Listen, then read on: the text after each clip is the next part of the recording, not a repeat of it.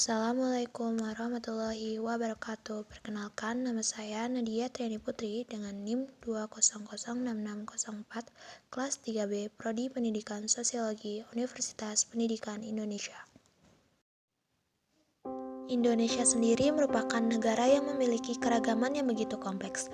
Dikarenakan Indonesia yang merupakan negara kepulauan memiliki masyarakat yang berbeda di setiap daerahnya. Maka tak heran jika keragaman tersebut membuat masyarakat Indonesia disebut sebagai masyarakat multikultural.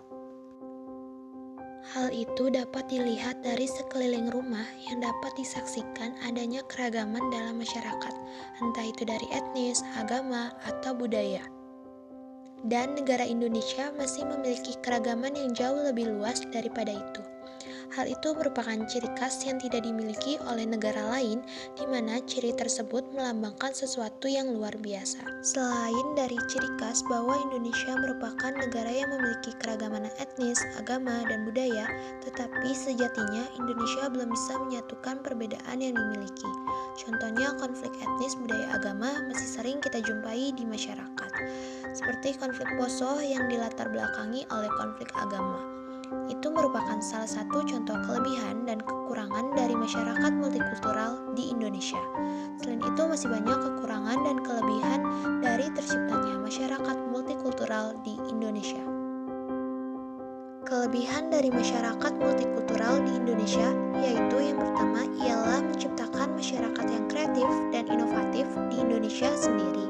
Terdapat banyak sekali aneka ragam budaya terutama di bidang tekstil, contohnya yaitu batik. Batik di setiap daerah berbeda-beda motifnya, maka dari itu multikultural yang mengungkapkan ciri khas tersendiri dari masing-masing daerah tersebut.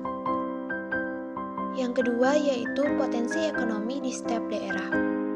Potensi ekonomi di daerah yang menjunjung tinggi adat istiadatnya merupakan hal yang menarik karena memberikan gambaran bahwa adat di setiap daerah berbeda-beda dan hal itu menjadi potensi perkembangan ekonomi yang cukup besar. Lalu yang terakhir yaitu tumbuhnya toleransi keanekaragaman yang dimana melahirkan toleransi bila antar warga dalam masyarakat dapat saling menerima dan menghargai dengan perbedaan dan keanekaragaman yang dimiliki. Keanekaragaman yang ada di Indonesia bisa menjadi sumber harmoni dan bukan menghasilkan pertentangan atau konflik. Ini dapat terlaksana bila anggota masyarakat tidak menjadikan keanekaragaman sebagai sumber perselisihan, tetapi sesuatu yang dihargai dan menimbulkan adanya toleransi. Terdapat juga kekurangan multikultural di masyarakat Indonesia. Yang pertama yaitu masalah etnisitas.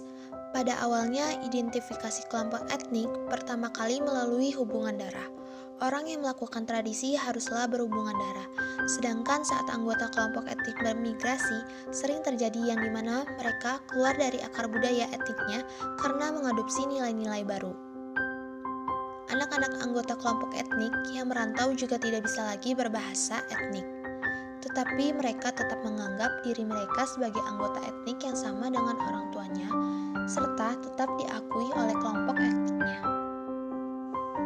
Yang kedua yaitu primordialisme. Primordialisme adalah pandangan atau paham yang memegang teguh hal-hal yang dibawa sejak kecil, meliputi tradisi, adat istiadat, kepercayaan, atau segala sesuatu di dalam lingkungan pertamanya. Ikatan seseorang pada kelompok yang pertama dengan segala nilai yang diperolehnya melalui sosialisasi akan berperan membentuk sikap primordial. Di satu sisi, sikap primordial memiliki fungsi melestarikan budaya kelompoknya. Tetapi jika budaya tersebut berlainan dengan budaya yang lain, maka bisa mengakibatkan konflik. Dan yang terakhir yaitu kelompok mayoritas dan minoritas. Suatu kelompok disebut minoritas bila jumlah anggota kelompok secara signifikan jauh lebih kecil daripada kelompok lain dalam komunitas. Dari sudut pandang ilmu sosial, pengertian minoritas tidak selalu terkait jumlah anggota. Suatu kelompok dianggap minoritas bila anggota-anggotanya memiliki kekuasaan, kontrol, dan pengaruh yang lemah terhadap kehidupannya sendiri dibanding anggota-anggota kelompok dominan. Bisa jadi kelompok berjumlah anggota mayoritas disebut minoritas karena kekuasaan, kontrol, dan pengaruhnya lebih kecil daripada kelompok yang jumlah anggotanya lebih sedikit. Demikianlah gambaran kecil kelebihan dan kekurangan dalam masyarakat multikultural di Indonesia. Walaupun nyatanya banyak sekali kelebihan dan kekurangan yang tercipta akibat masyarakat multikultural di Indonesia, disinilah para mahasiswa untuk menjadi pelopor bahwa masyarakat multikultural bukanlah sebuah hal yang buruk. Justru perbedaan tersebut menjadi pelangi bagi kehidupan berbangsa dan bernegara.